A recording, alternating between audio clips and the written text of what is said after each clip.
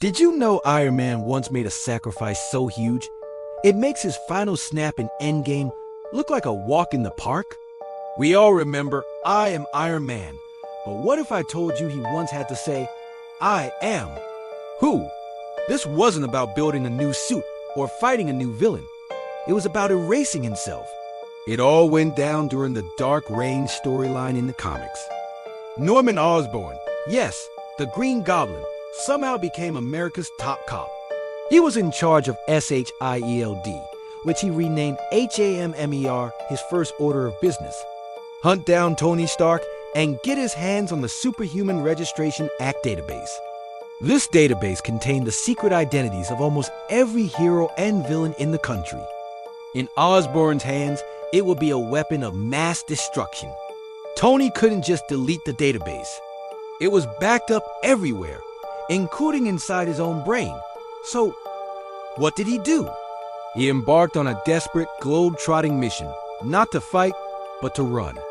While running, he systematically began deleting the one thing that held all the information, his own mind. He started wiping his memories, piece by piece, to ensure the database was completely gone. He was literally destroying his own intellect, the very thing that made him Iron Man to protect his friends and the world. As he deleted more and more of himself, his advanced suits became too complex for him to operate. He had to downgrade to older, simpler armors.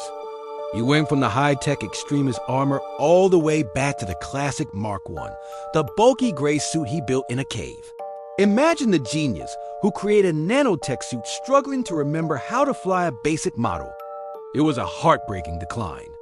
Finally, with Osborn's forces closing in, Tony had erased everything. He was left in a persistent vegetative state, a blank slate. He had successfully protected the world's secrets, but at the cost of his own identity, he had nothing left.